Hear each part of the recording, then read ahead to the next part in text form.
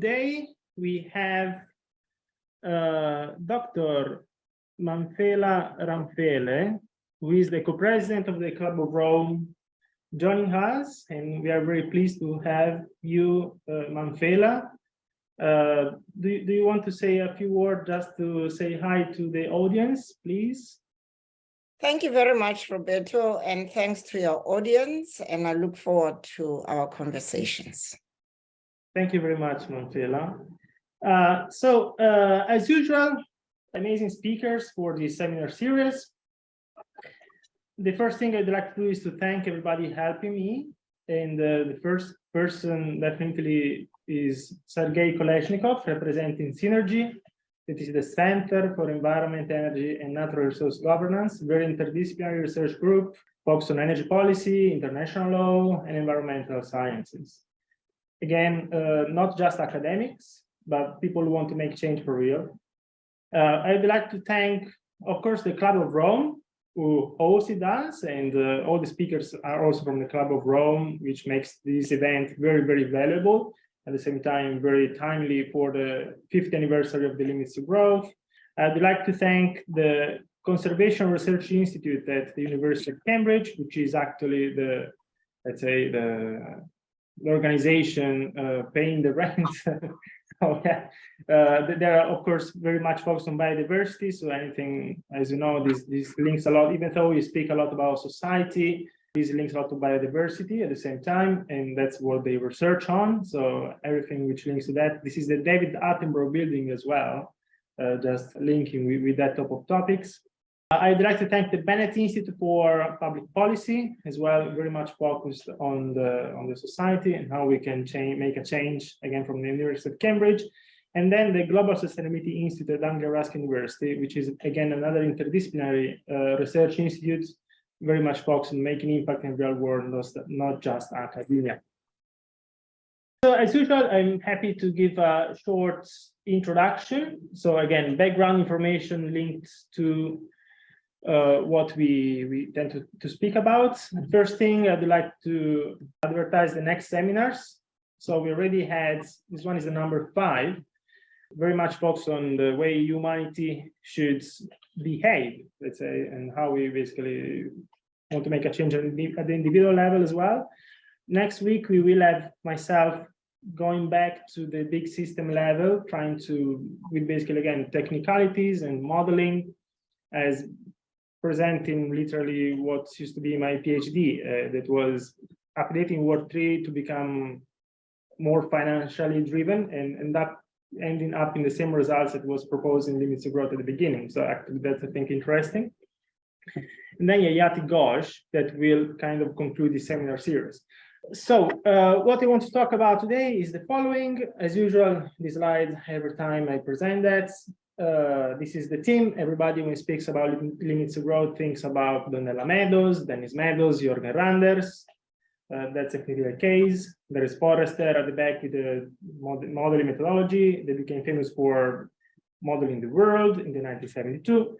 However, today, as because we have the co-presidents, I want to move a little bit backward as well, not just the 1972, but even before that. So speaking about what happened before that, and make a little bit of a tribute to the person who first started the Club of Rome. And that person is Aurelio Peccei. You see that him in this slide. And just to give an idea, Aurelio Peccei was an industrialist. I mean, that's the career he did. So he joined in 1927. So he joined really the big industrial movements that was happening. It was started in Italy and spread all over the world. So he had, let's say, projects all over the world, Latin America, Japan, and it was one of these, let's say, big managers of industries of the time. He confounded Alitalia. During the 1940s, he joined political movements called Giustizia e Libertà, which is justice and freedom. He was in prison during World War II, and then he kept going into this industrial career, let's say, until the point he realized that whatever he was doing was somehow generating results that were not consistent with what he was expecting to be well-being. Okay, so they were developing the industries, but realizing that this development was not really giving the best benefits around the world or in the country they were building up capacity. So in 1968, he founded the Club of Rome, and where he basically put all of his effort until 1984. Just to be clear, the way he managed at the time was funny because he went to the heads, I mean the big family of Fiat. These are very wealthy, of course, corporation, and he asked for being given a salary without doing the job for them, but going around the world and trying to spread the message of the limits of growth at the time.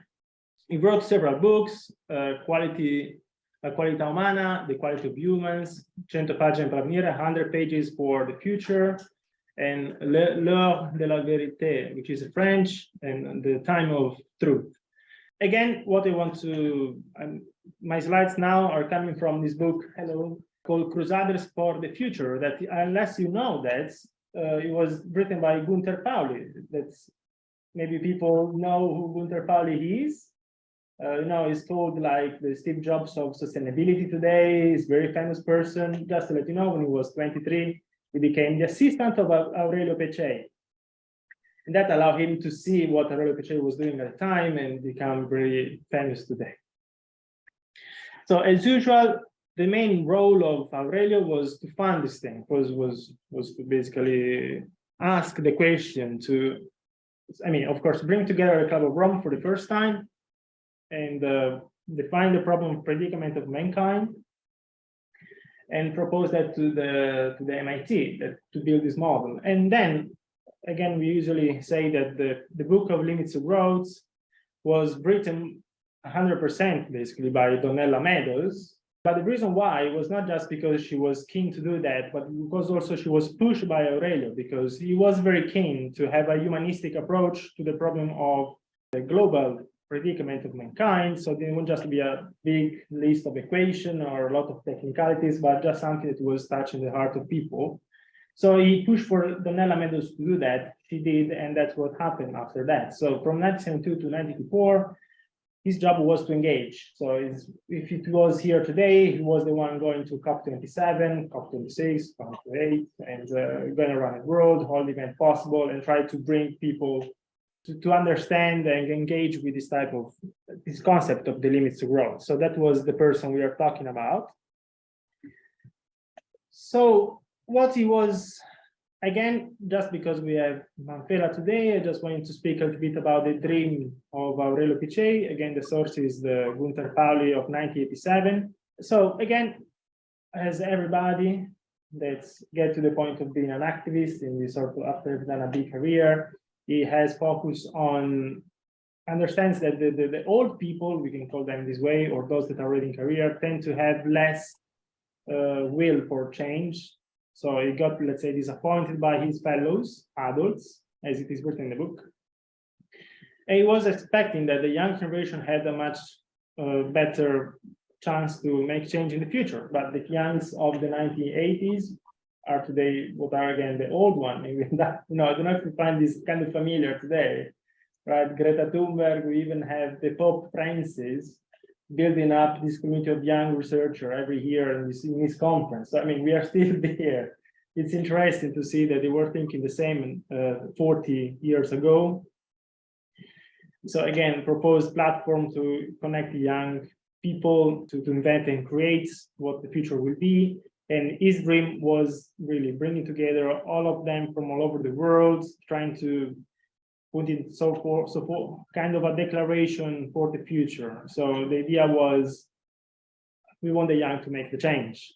And he enjoyed quoting what he said, you cannot predict the future, but you can invent it. So I think that was his motto, let's say. Again, with the limits of growth, a lot of lessons learned were taken forward. And all the criticism we get all the time are about, you cannot predict the future. We keep saying that. They learned in the 1970s, of course. So Based on that, what I want to say is to introduce Mamphela. So again, thank you very much, Mamphela, for joining us and giving this talk. So just to give a sense of what she did in her life, it's, I think, an impressive career. So she started as a medical student in South Africa.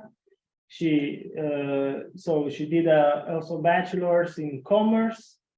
She did a PhD in social anthropology. So she's an extremely diverse background in terms of studies.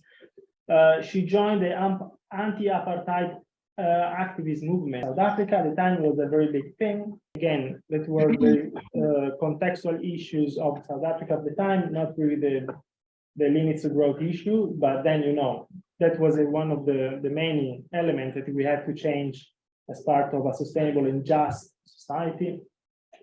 She also worked at the World Bank as a managing director.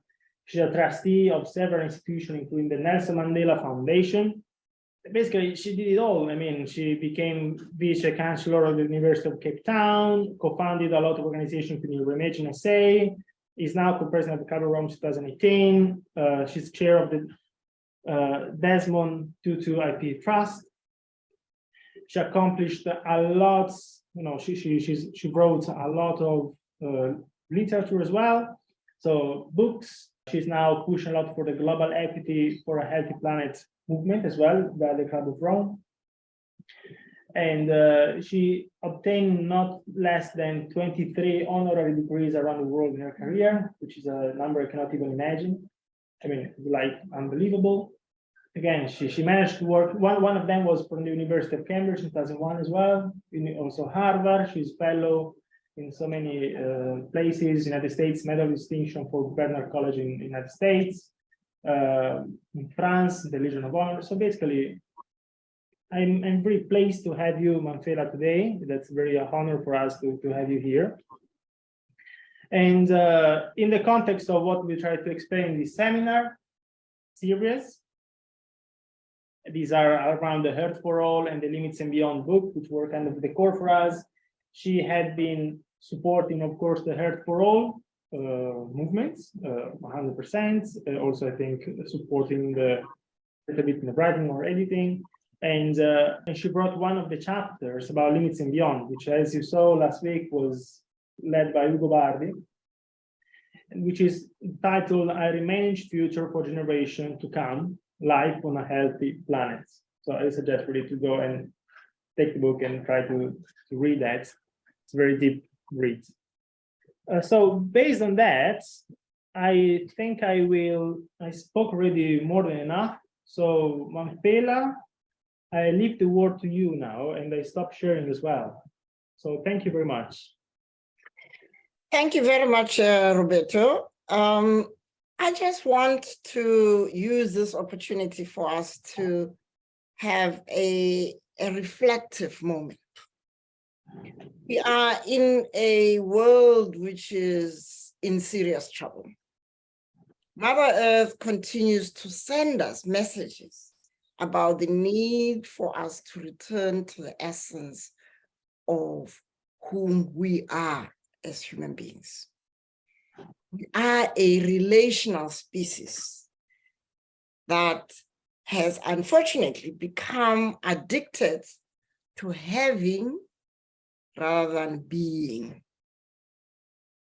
The multiple planetary emergencies upon us, whether you're looking at inequities and inequalities, wars and conflicts, climate crises, pandemics, and species extinctions, are all messages about our having gone astray. As communities of scholars and learners, we need to ask ourselves why we continue to have the gap between the knowledge we have, whether it's cultural, scientific, technological, and the actions we take that negate that knowledge. Our founder, Aurelio Piche, after promoting the Limits to Growth report that sold millions, realized that this gap, what he called the human gap, is immune to simple increase in knowledge. we continue to emit carbon and sulfur into the air, we knowing that in fact it is damaging our planet.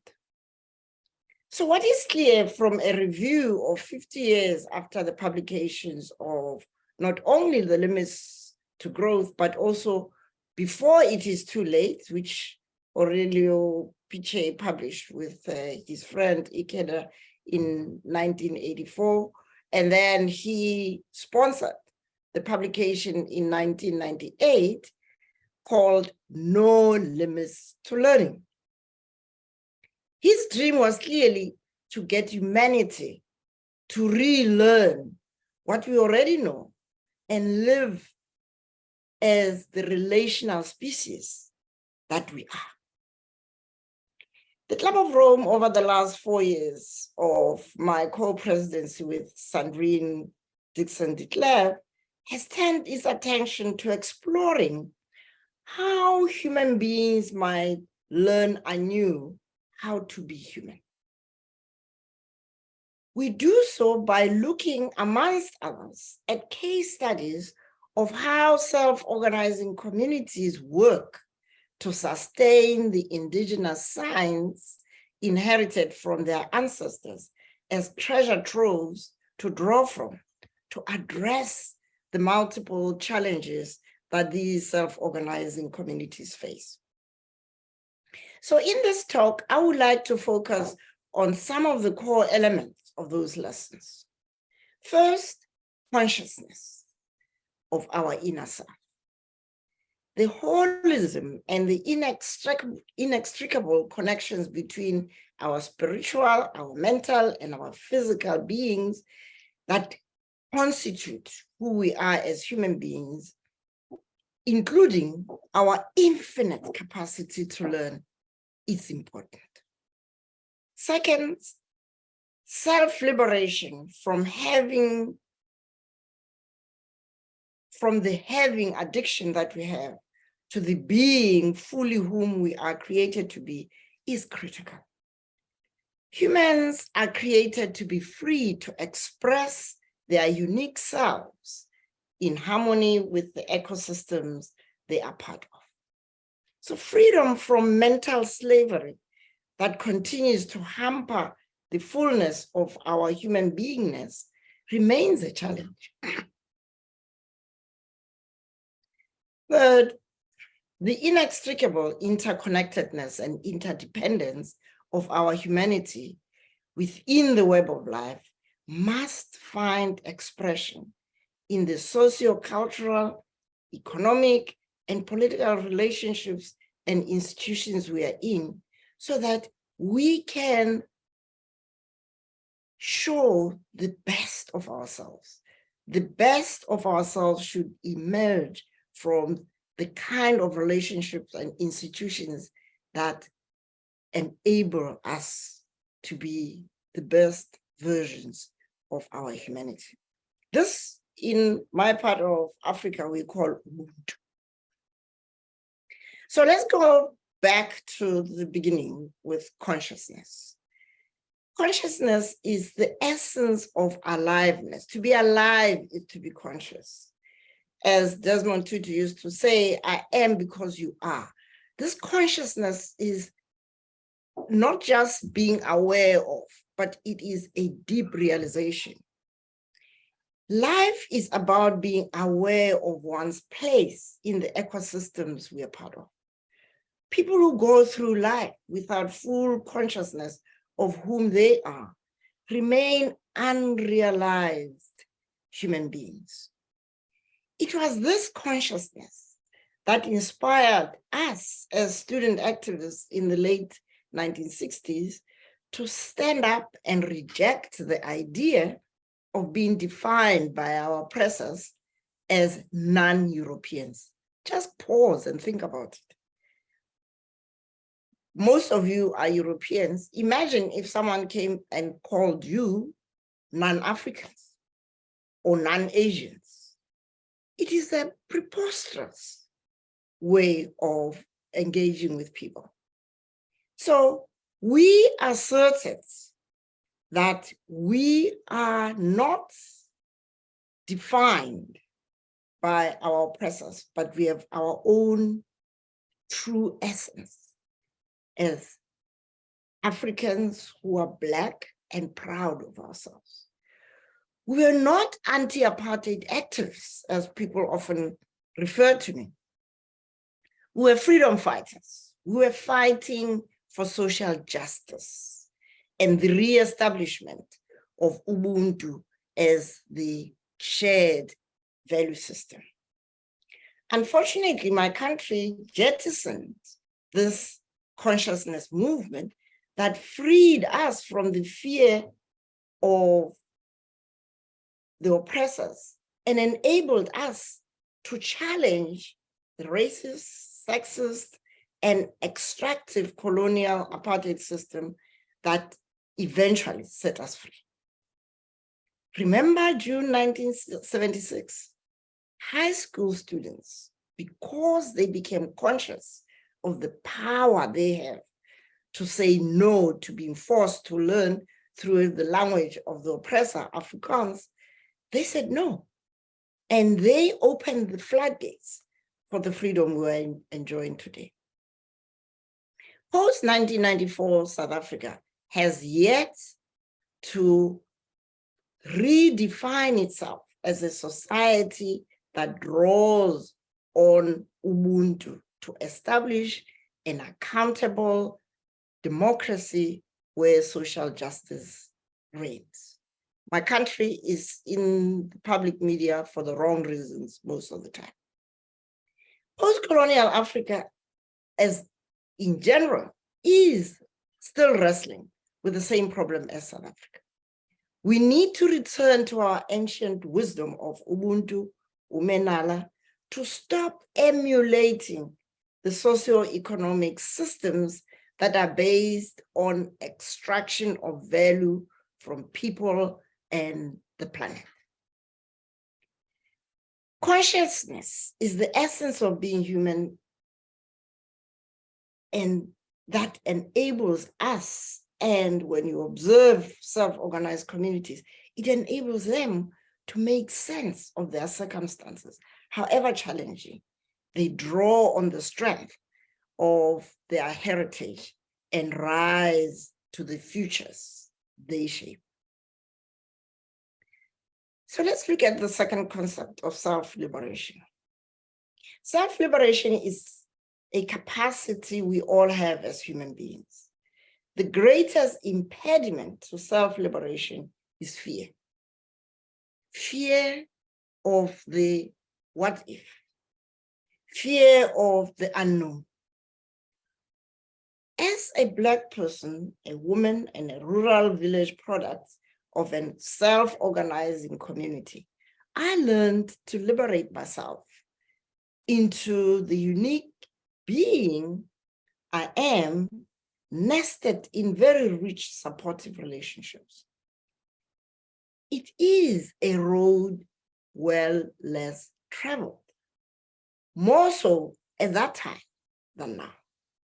But that did not stop us. We had to free ourselves from fear of a brutal regime, fear of toxic masculinity, fear of being different. Another example of a model that promotes self-liberation is the LEAP school model in South Africa, which is outperforming better resource public and private schools because it focuses on investing in helping young people to liberate themselves and live up to their full potential. Poverty, violence, and the many constraints that these young people come from are not enough to block their pathways to the future they would like to inhabit.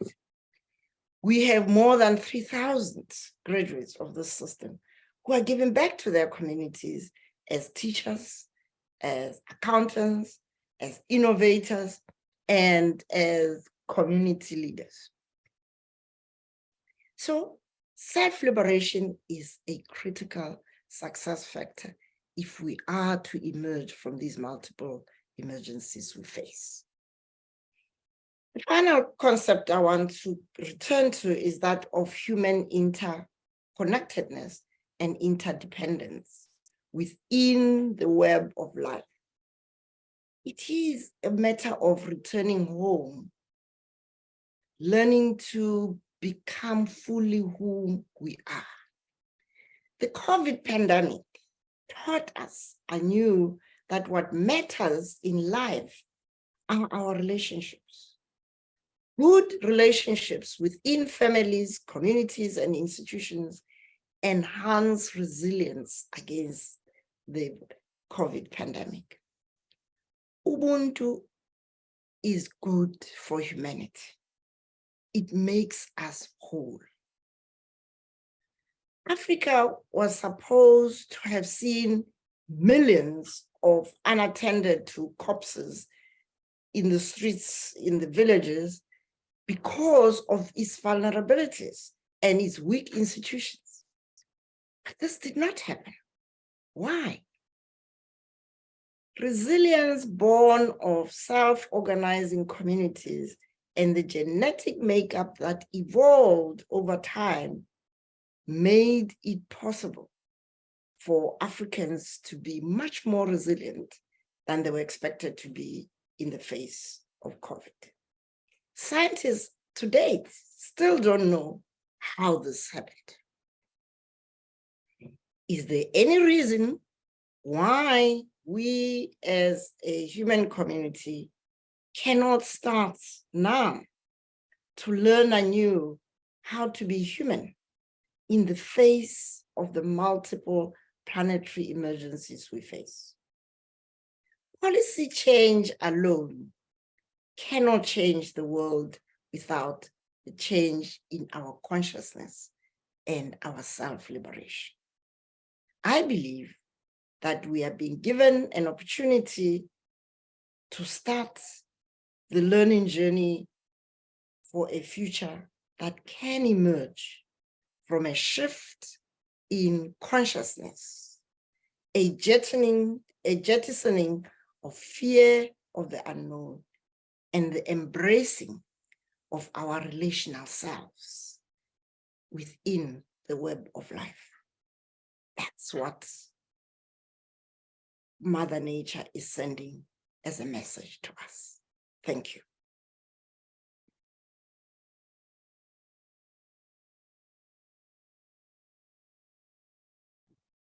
Thank you, Mamphela. I think this was very deep thought. Please join me to. Yes. So thank you, fantastic. We have a few questions from the chat. I think one mainly formal. Is there anyone wanted to ask a question from the audience here? Yes, please. May I ask you to introduce yourself and to speak up. Thank you very much. Dr. Ramphele, can I just say it's for Gauteng. I just wanted to greet you. I'm a Cambridge student, PhD student, and I just wanted to congratulate you on your study. You've been an inspiration throughout my life, and I've been watching your story.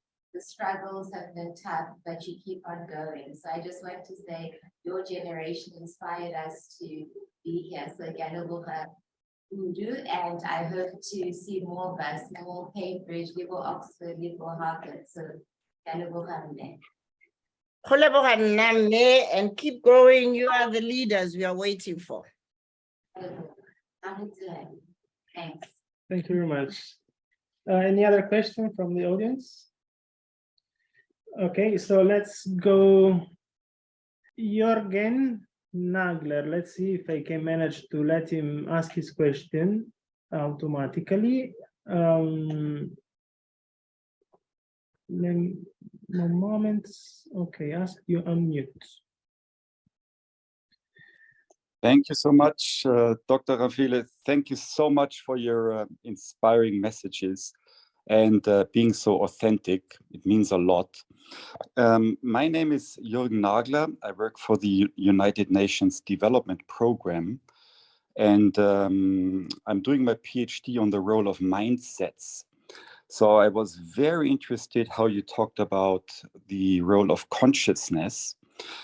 In my research, I've uncovered, I mean, it's there in the literature, that consciousness is at least consisting of our awake consciousness. That's basically what we are a lot talking here about, but also to a large degree about the subconsciousness.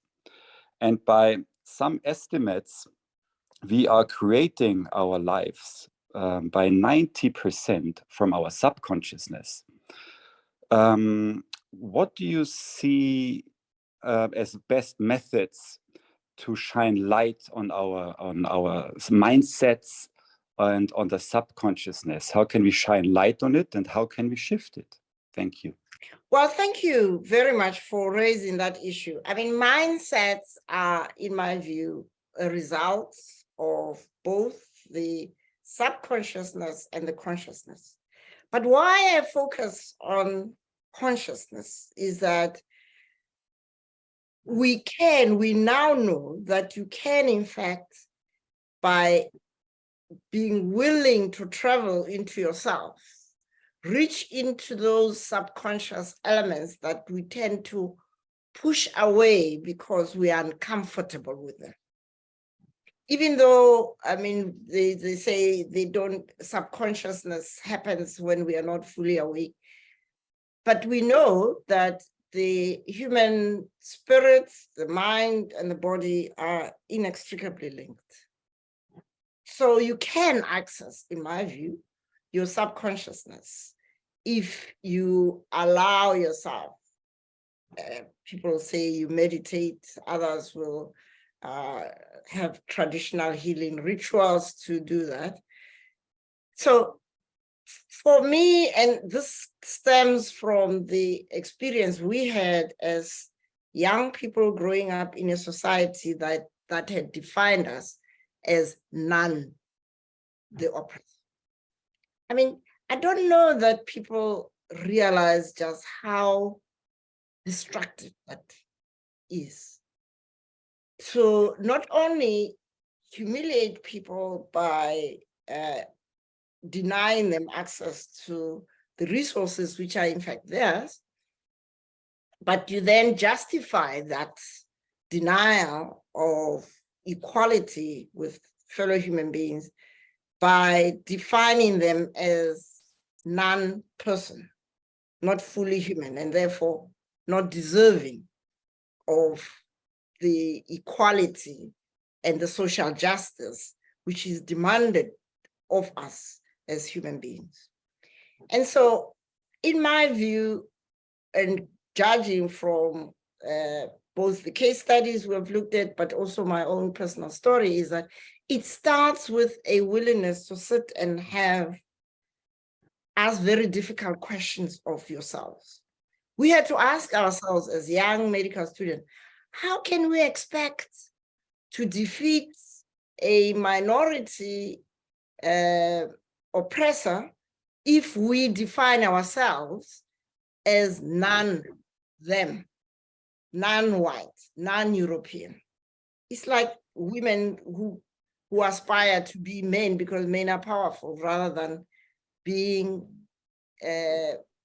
conscious of the power of their femininity.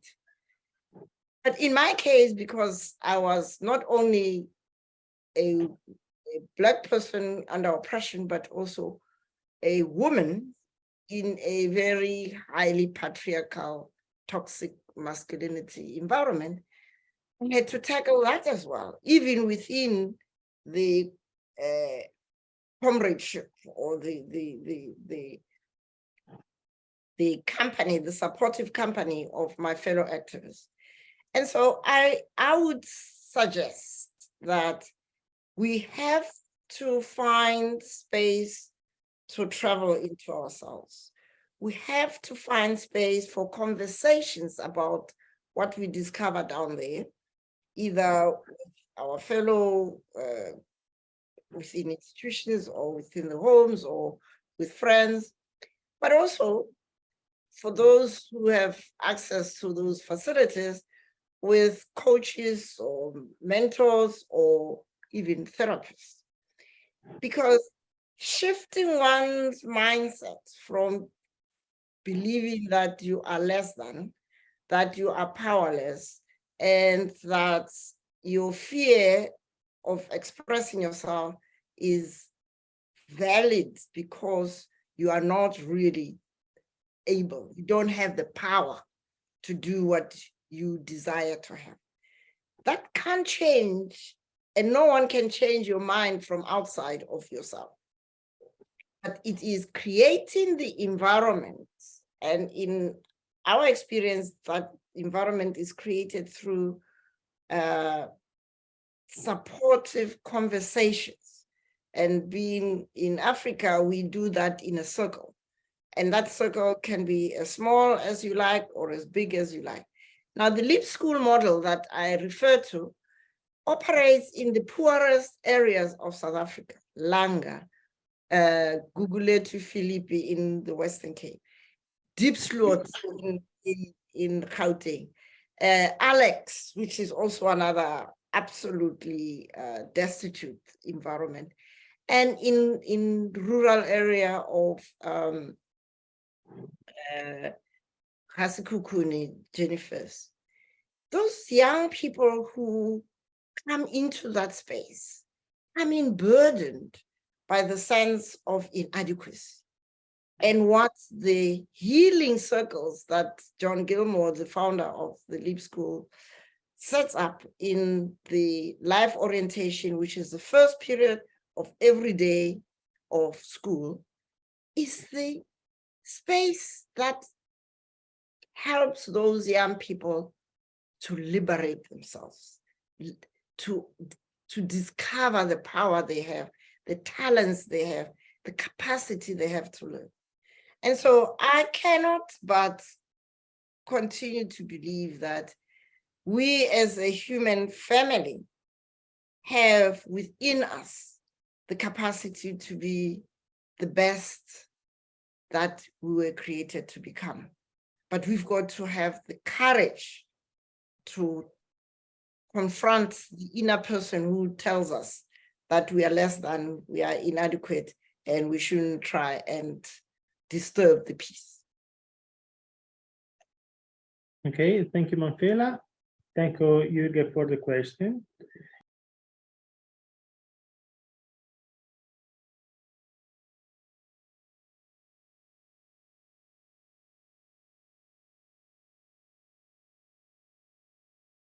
I just wanted to, because you mentioned UNESCO.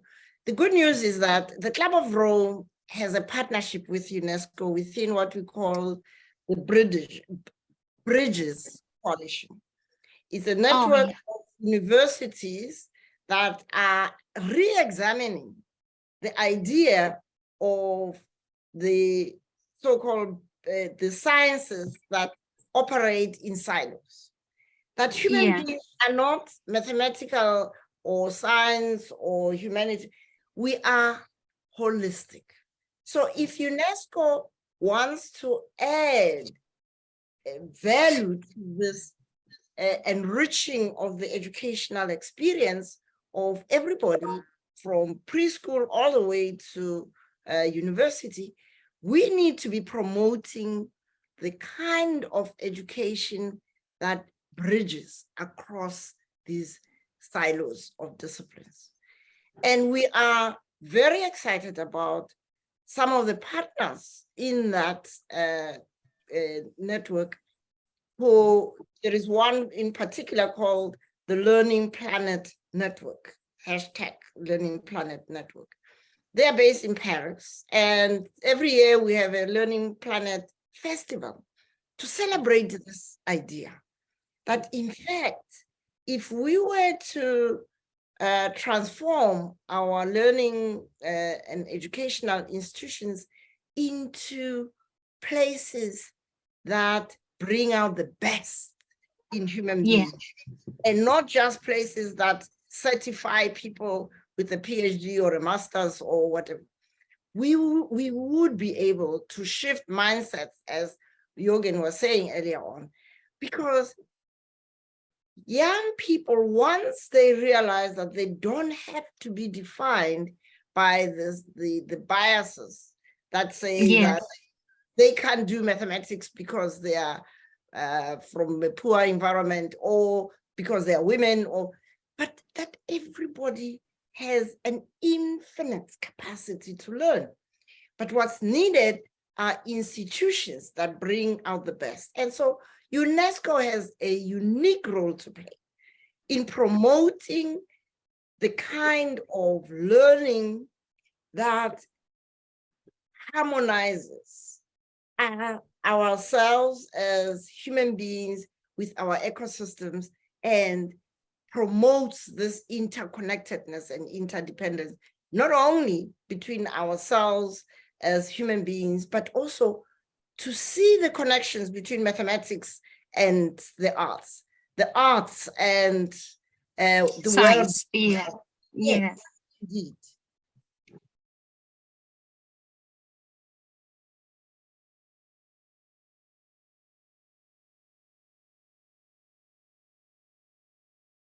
I think the first thing is we must acknowledge that they happen.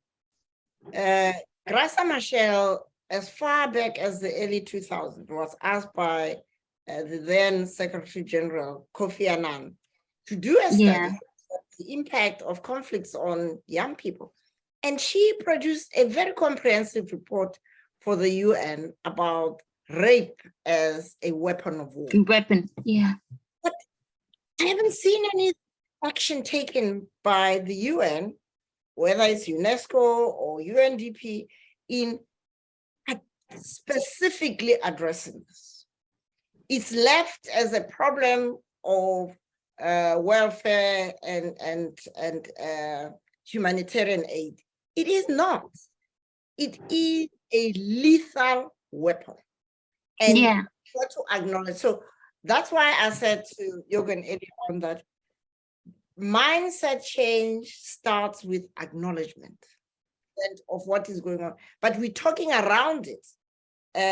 We're talking about it as a woman's issue. It's not a woman's issue. It is a human issue. Human rights issue. That's being violated. A concern for all of us.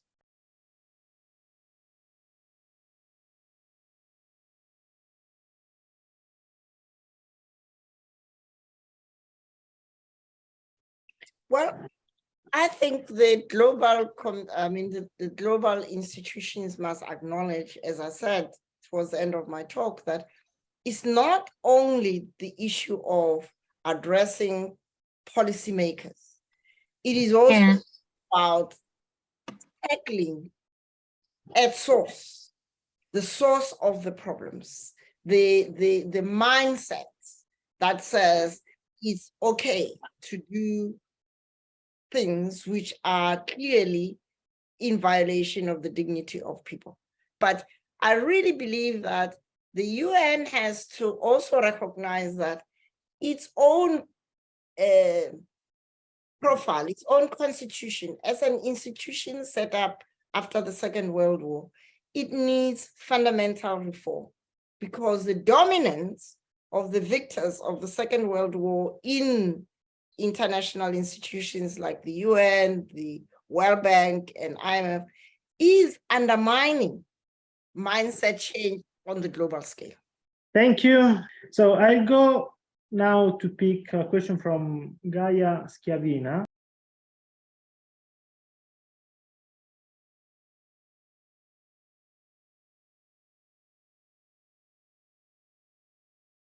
Well, first of all, we need to acknowledge that people in power are unlikely to voluntarily give up power. And so the issue is not to focus on only those who have the power, whether you're talking about Western dominance, but to ask the question from those who are the majority of people. Let's remember that Western nations constitute less than, I think the last time I looked at it, less than 20% of the global population. The majority population is in Asia, followed by Africa, and then followed by Latin America. But when it comes to young people, because we started with Aurelio Piche's assertion that young people are the ones who can drive change, when it comes to that, the majority of young people are increasingly in Africa, and definitely by the 2050, Africans will be, the young Africans will be the majority people. And so it is in the hands of those who stand to gain the most from self-liberation that liberation can happen, that mindset change can happen. You cannot expect males who are benefiting from a patriarchal system to willingly surrender their power. Yes, there are many men who really are progressive and who are fighting for gender equality, but they are not the majority of men. And so we need to address ourselves as people who have an interest, not just as individuals, but as people who are committed to social justice. We are the ones, and we are the majority of people who can effect this change, but it will have to come from us leading from the front. Okay, thank you very much. I have myself about 20 questions to ask in addition to what we asked so far, but I'll go now for a next one from Tobias in the chats. And he's asking that he's very impressed about what happened in South Africa in the past around non-violence resistance. And he's asking two questions which somehow link to the Earth for All. He's asking, what can movements around the world, such as environmental or equality movements, learn from South Africa's example of non-violence? That's the first question. And the second one, how can we get stakeholders and institutions who are until now resisting change of the status quo on board so that we can get to the giant leaps scenario of Earth for All? Thank you, Tobias. First of all, it is incorrect from a historical point of view to talk about South Africa having been liberated in a non-violent way. South Africa was extraordinarily violent. The colonial and the apartheid regimes were violent. And in the end, there was a low-grade civil war in South Africa. So there is this misnomer that South Africa is an example of nonviolence. It isn't. Nonviolence was exemplified by Gandhi and by Martin Luther King, but even there, the systems that were resisting were violent. But what we did achieve in South Africa is that with the leadership of Nelson Mandela and Desmond Tutu, we're able to commit to reconciliation. And our constitution, particularly its preamble, acknowledges that we come from an ugly, violent past and that we need to work together to overcome that. Unfortunately, Mandela's successors in the governing African National Congress ignored that part. The Truth and Reconciliation Commission had a process of giving amnesty to people who wanted to be forgiven for telling the truth about what they did in the past. But those who failed to tell the truth were encouraged by President Thabo Mbeki, who succeeded Mandela, not to worry because there were no repercussions for not asking for amnesty or failing to get amnesty. And so we have now swallowed the cancer of violence in South Africa. If you look at our statistics, it's absolutely shocking. we have more people dying in South Africa than in war-torn countries. That's what happens with unprocessed psychological and emotional damage. It damages the mind. Neuroscience tells us that people who have been traumatized and they don't go through a process of healing become themselves traumatizers. They become violators.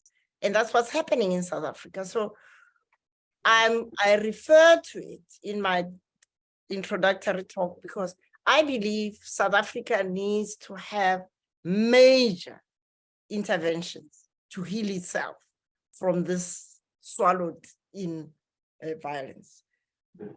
Now, you also refer to the how can we get stakeholders and institutions who are still resisting change to move away from the status quo.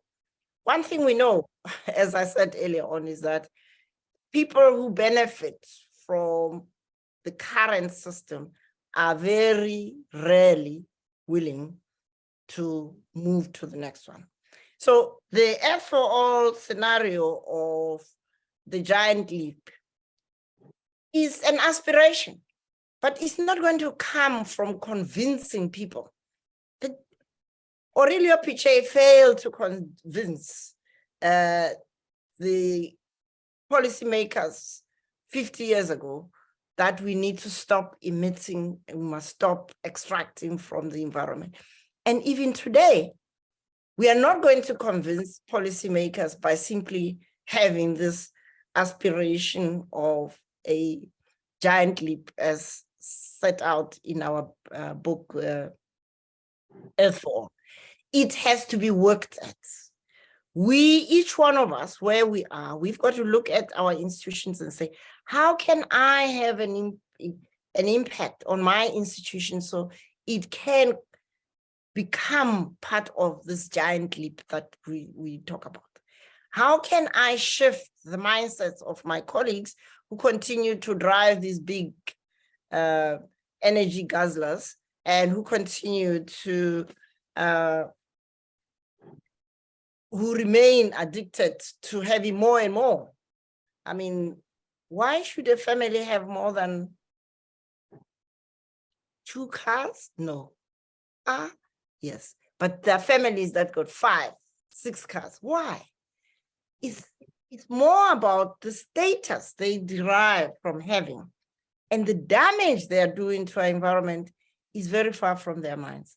So we have work to do as those human beings who are conscious of the responsibility we have to future generations. Thank you very much, Mamphela.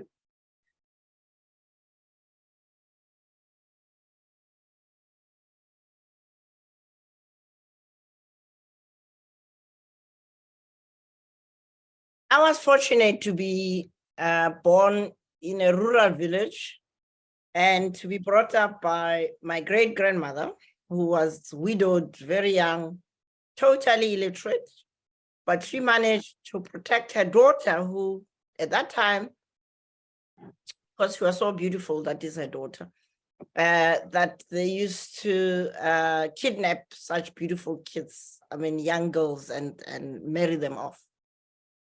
She was smart enough to dress him up like a boy.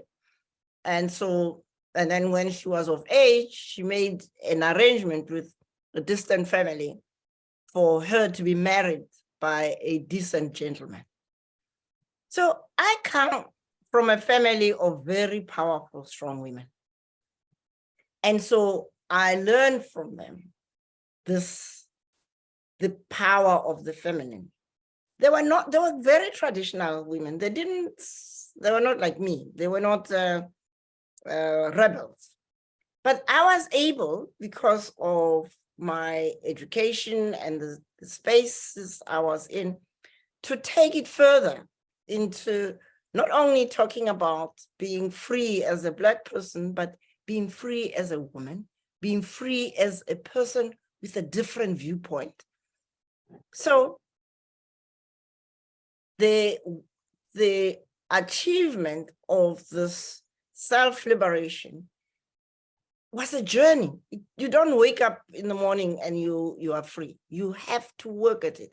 I mean, as Jürgen said earlier on, that the freedom, we are born with this desire for freedom. That's what defines us as human beings. But you've got to reach for it. You've got to travel inside and find in your subconsciousness that desire and let it be like a little candle, a light. And then you've got to nurture that light, because there'll be lots of people wanting to blow it out. And I was fortunate because I had a reasonably good brain, so no one could really undermine me, and I would otherwise let them know that I'm not accepting that. And you become fearless, and there is nothing as liberating as not being afraid. And that's, I mean, you can see I'm not a very strong woman physically, but that's not what matters. What matters is whether you have that determination to let the human, the full human in you, find expression. And that's what I've been fortunate to be able to do. And it's not impossible for you. You as young people today have got more resources, more knowledge, more networks than we could ever have. And so my advice to you is, as young people, particularly young women, sit together with friends and have a conversation about what is it that you want to see change in your life. And together you can support one another to become the free agents that you have been created to be. Thank you very much, Mamphela. That's very deep to say. So we pick a question from the audience here. So may I please ask you to introduce yourself and say something? Yes. Thank you so much. My name is Mark Reeder, and I'm still sort of a scholar in the Department of Land Economy here. I have two things. My first motivation was to say, have things got better? And when I was at school in Cape Town, Gunga, Buletu, Langa, and Biography, and places like that, so the weekend death toll was normally 200 or 300, I think. The population will have gone up, so I'd be interested to hear it's still like that. But the main, more important one perhaps, is here in Cambridge, we have so many cars, there's no room to park them. But on the other hand, if you go to country areas nearby, on a weekend, there are no buses whatsoever for old people from villages all over East Anglia, say, on a Sunday. It's almost as bad as that. So we've got masses of cars. But the real point I wanted to make about the cars, and it's a sin we all make, is that according to the Economist Intelligence Unit, essentially the automobile industry have given them the statistics for building of automobile plants and so on, 90% of families in the globe will have no automobile in 2030. And I think that's a very important point regarding the sort of the aspirations of people. Here we have lots of cars and argue forever and ever about traffic, but really they are the problem, I think. Thank you so much for listening to this long sort of diatribe. I'd love to hear if things have actually got better. Thank you very much. I mean, this issue of public transport is at the heart of good governance. Because there's no reason why we can't have, given the science we have, the technology we have, that we can't have public transport catering for most of us. I would happily not have a car if I could be assured of being able to move from A to B to Z. But public transport in my country, I mean, like the rest of the infrastructure, is just being decimated by people who don't care about the future of our great-grandchildren. So my first question is about consciousness. Mm-hmm. That, as you pointed out, consciousness depends on the people you're talking to, right? So maybe somebody is oppressed, doesn't know, so is unconscious. But at the same time, it can generate bad behavior. So when people in the developed part of the world get conscious about the limit of the world, decreasing their wealth or whatever, they can get defensive. Okay, so I find myself an Italian, so I'm seeing this now in the current government where they are stopping migration from the south.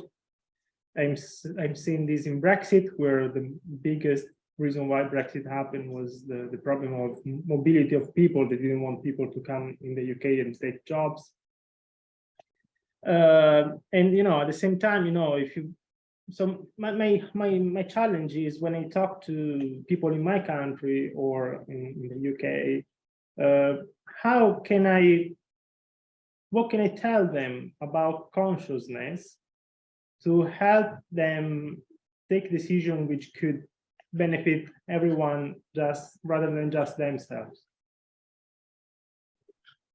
Well, I don't know that people, I mean, in whether it's Italy or the UK, that this homophobia or xenophobia or whatever phobia or whatever obstructions they have to people moving freely are doing so because they are unconscious. They are very conscious.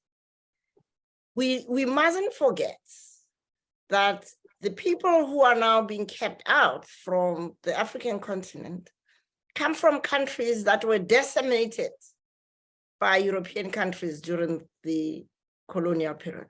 And I'm glad that this COP27, however moribund it was, at least came out with an acknowledgement of loss and damage as something that needs to be acknowledged and dealt with. The same thing with the IPCC report. For the first time this year, there was an acknowledgement that the planetary emergencies that we face today in large measure come from the plunder of ecosystems as part of the colonial conquest period. So if you want to raise awareness of this and acknowledgement of this, I talked to somebody who said that actually in history books, in many European countries, there's no teaching of this stuff. Now, if you don't know that the wealth of Europe comes from South Africa, particularly the UK, and many other, I mean, the Congo was plundered by Belgium. France plundered the likes of Haiti and many countries in West Africa. If we don't, those conversations are not being had at the UN. They're not being had anywhere because they're taboo, because the leaders, the people who are dominant in international institutions are the very people who benefited from that colonial conquest process. And so it is not something that I can say to you, this is what you need to do. But I do want to also challenge something that you said about developed and developing. Again, it's a matter of consciousness. When we talk in international fora about this is a developed country and that one is underdeveloped or is developing, what is the frame of reference? What does a developed country look like? Can we really say that the US is fully developed, given the quality of its social relationships? And so are we only talking about developed and developing in relation to high income and low income? What is the standard by which we are measuring this? Now, if we don't interrogate those basic things, and I encourage you to visit the Club of Rome website, where I did a blog on this, the power of language beyond words, that we use these terms. You hear people saying, well, it's a universal truth that X, Y, and Z. Who said? Did you ask me whether I share that? So we at the Club of Rome are also challenging the underlying assumptions of the language that we use in international relationships. And so your question is valid, but we won't solve the problem of migration across the Mediterranean Sea by raising the consciousness of Italians. They are conscious. The issue is, how can Europe and Africa have those human-to-human conversations to recognize that we are mutually interdependent. We are inextricably connected. We are one human family. And we cannot, however high the walls are in Italy or in the UK, because of the original sin, people who are desperate in those former colonial environments are going to go like chickens going home to roost. They're going to arrive in Europe. So let's have a conversation rather than continue to lose so many beautiful young people drowning in the Mediterranean, and the anger that divides us rather than the empathy that should come out of a reading of the message that something is wrong and we together can have a conversation or a set of conversations about how Europe and Africa can transcend the legacy of European colonial conquest and become partners in a mutually just transition to global equity for a healthy planet. Thank you very much, Mamphela. That's definitely a very good way to catch that. I always, I also work in trying to help people, but sometimes it's very hard to break, a mindset more than anything else. I have another question here from Jürgen again. And he's asking, basically, a positive vision is more likely to change mindsets and behavior. Therefore, instead of talking about limits, how about shifting attention to mindfulness, self-sufficiency, and harmony? So it's basically asking what I think we already agreed to do. So please, if you have anything to say, please. Yes, I agree that we need a positive vision, but I can't pronounce a vision that you all don't share.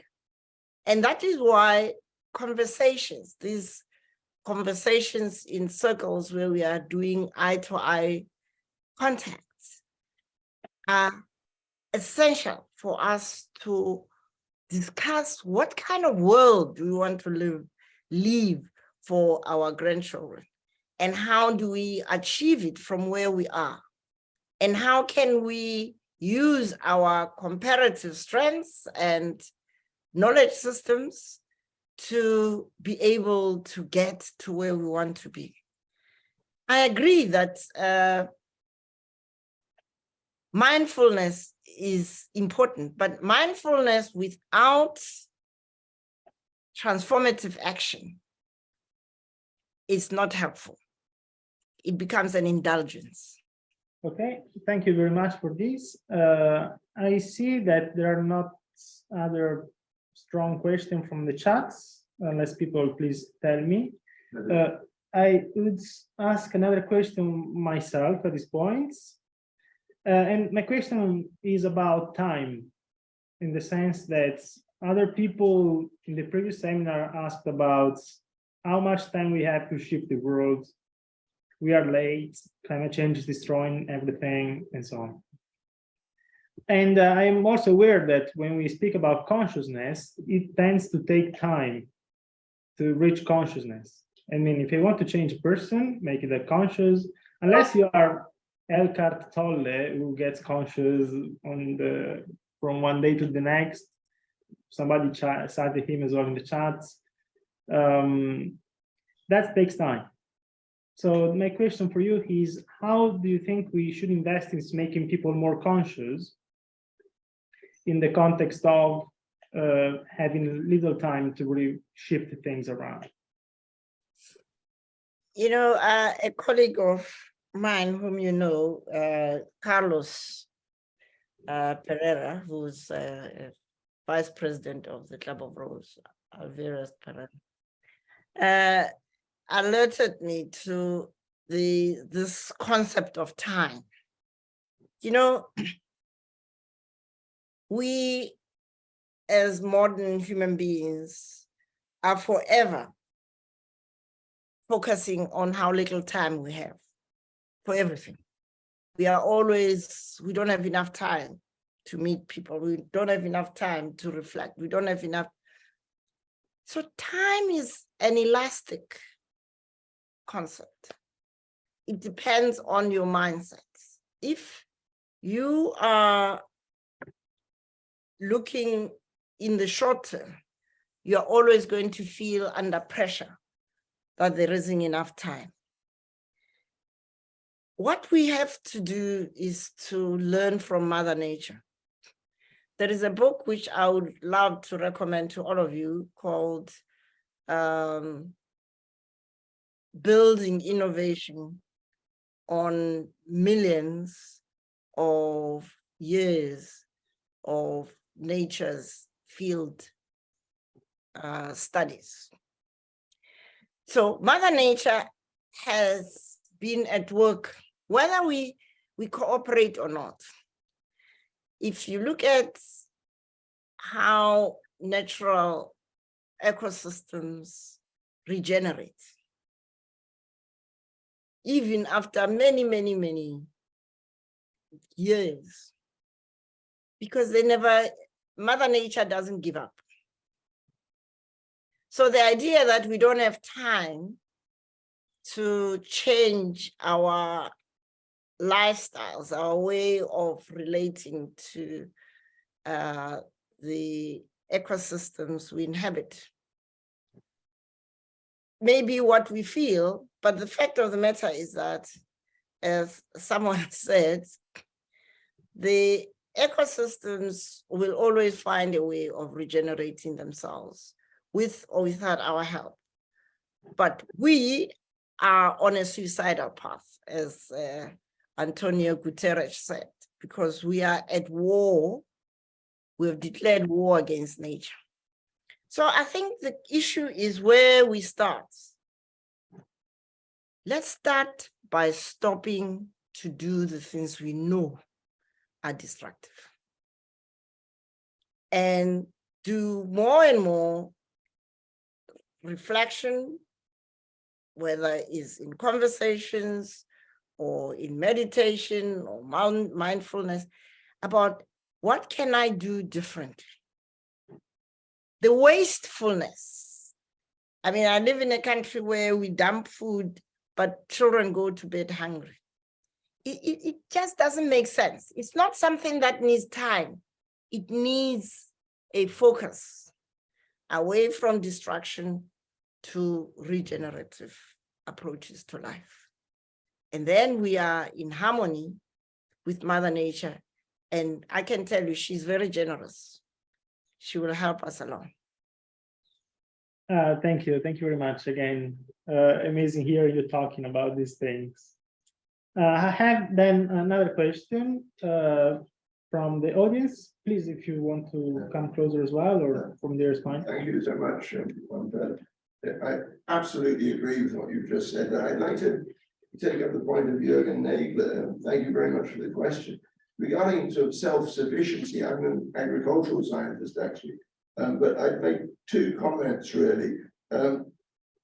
First of all, it sort of self-sufficiency kind of implies you're not interdependent and not interconnected. So I would make that point. So thank you. So at this point, I'll go for, there's another question in the chat.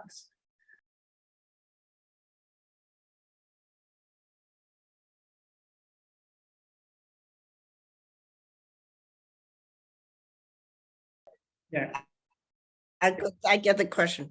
Now, Gaia, the first point is that there are more people who care than those who don't. But what we, and particularly your generation, has to do is to find those that care. That's why I said to you, you are a generation that can very easily build very powerful networks. And if you lead by example as caring human beings who are not going to be changing their iPhones every 3 years and then just creating electronic waste. I mean, those are things within your power to do. But as has been said, it's not a question of each one of us doing our individual thing. We are interconnected. Now, the more of your friends you get into the circle of caring people, people who change their lifestyles in harmony to make it more in harmony with nature, that makes a big difference. I mean, instead of people in frail care having been so desperate as to want to drive, why can't young people? I mean, when we were young activists, I was a medical doctor, I qualified, and I spent, I think, 10 of my first years as a medical professional in the poorest communities, sometimes not even being properly paid.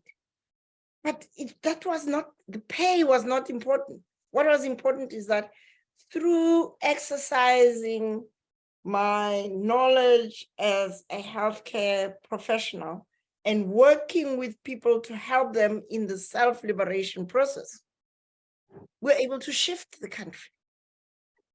And you remember Margaret Mead, what she said?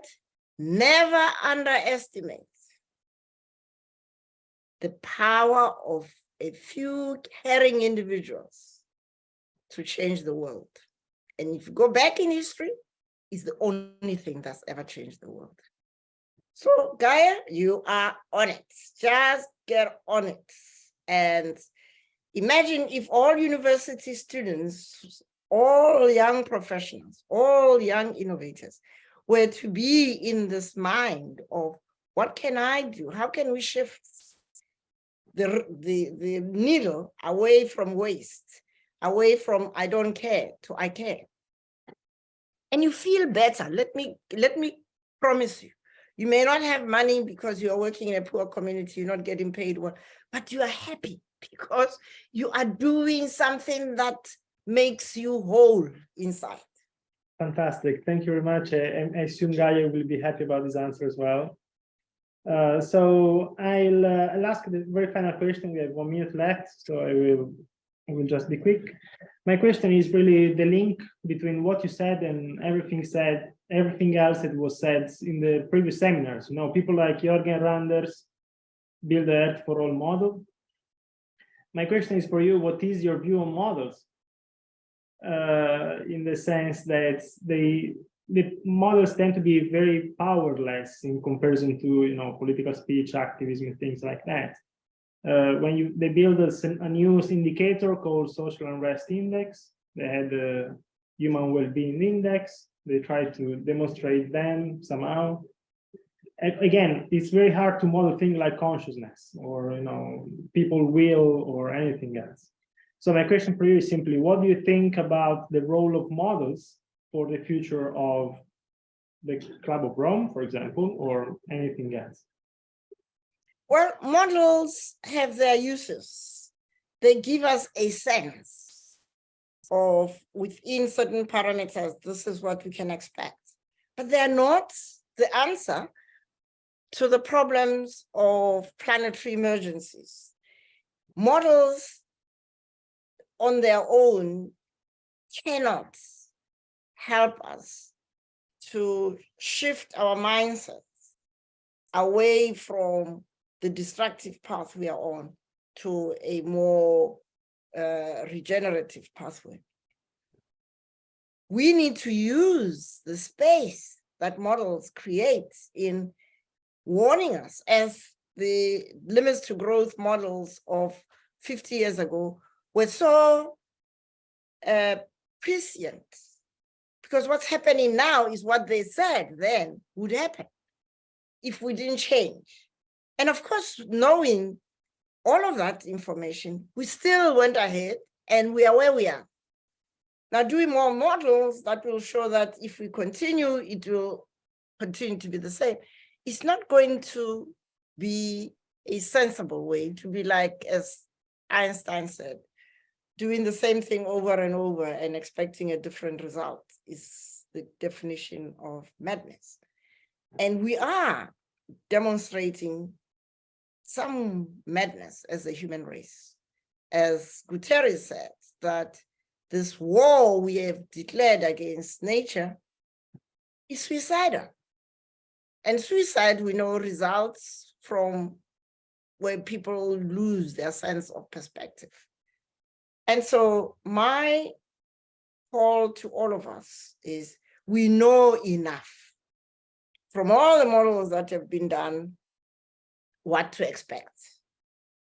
But every day, starting today, you can change the trajectory of this planet by doing things differently, by being that human being who cares about others, who is conscious of the impact of the actions that you take on others and on the ecosystems you are in. We can do it. And I'm sure we will do it. Thank you, Mamphela. Again, fantastic talk. And I hope to speak again soon.